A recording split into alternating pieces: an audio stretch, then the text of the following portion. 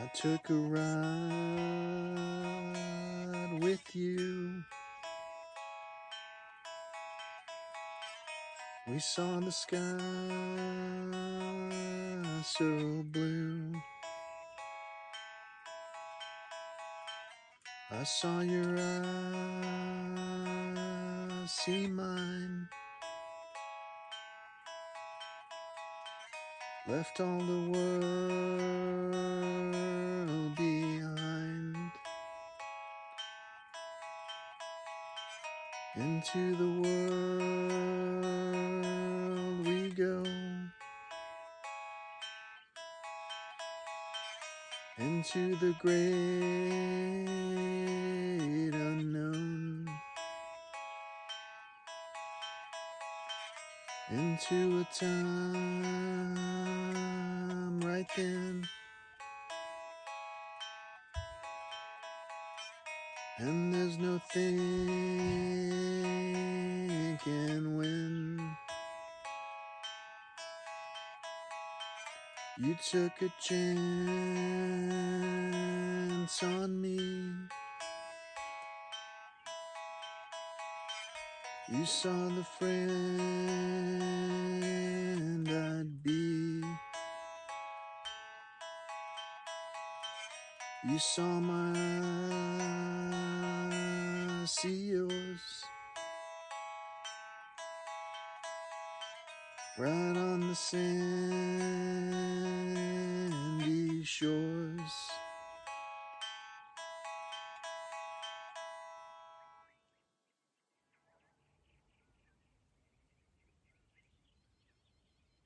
Thank you so much for listening. This was an extremely shortened version of this song called I Took a Ride.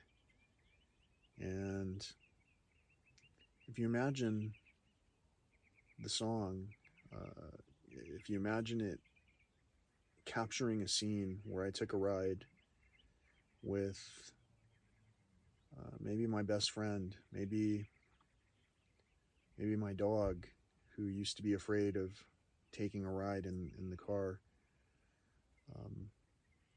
I took a ride with you. I saw the sky so blue. I saw your eyes see mine.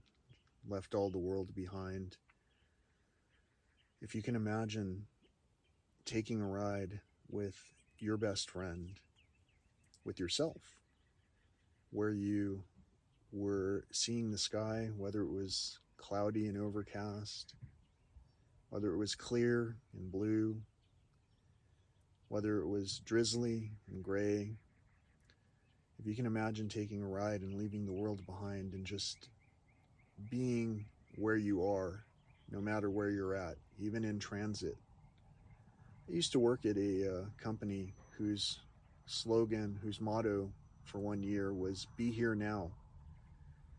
Be Here Now was a catchphrase by, I think, Ram Dass.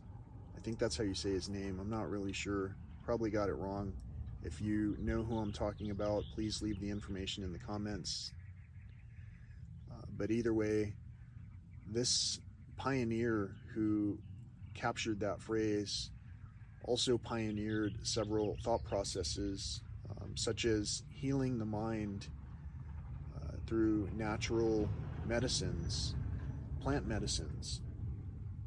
And this concurrent discussion that I'm having with you is kind of like what he described in the form of knowledge transforming a landscape.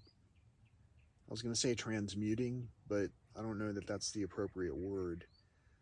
But either way, I'm transcribing those thoughts into music in a scenario where hopefully I can be in multiple places at once.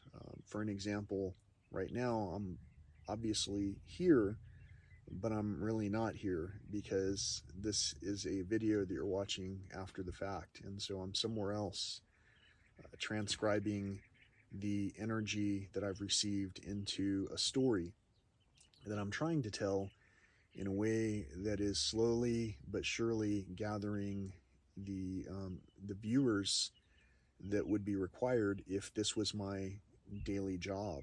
If this was my daily job, I would want feedback. I would want feedback that was able to coerce me, to mold me, and to correct my course if I was doing a very terrible job at what I'm doing.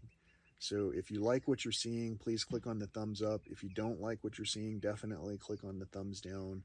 I hope that you also are able to enter some constructive criticism in the comments area.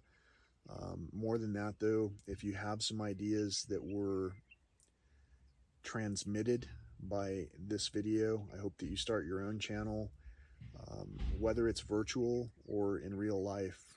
I find myself more often talking with people in real life, in groups, and in real life, I continue to have the same situations where we're able to probe these really challenging conversations about the climate challenges that we're having, about the environmental situations that we're experiencing.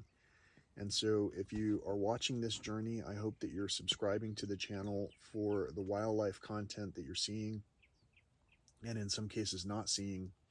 And I hope that this journey, as it's being presented, makes sense as the educational tool that it currently seems to be. I've talked with many master naturalists who are very well versed in what chapter they're in. They're well versed in all of the recreational activities that they can participate in, but they're not as well versed in being in these scenarios in a way where they feel the reverence. Like, for an example, driving throughout this park, there are speed limits. The speed limits are mostly there because we're driving through the house of wildlife. And the less we see of the wildlife, the less people pay attention to speed limit signs. And so the less people pay attention to the speed limit signs, the more likely they are, master naturalists included, to strike and kill wildlife that flies out in front of them, runs out in front of them, slithers out in front of them, and so on and so forth. And I'm not immune to these oversights.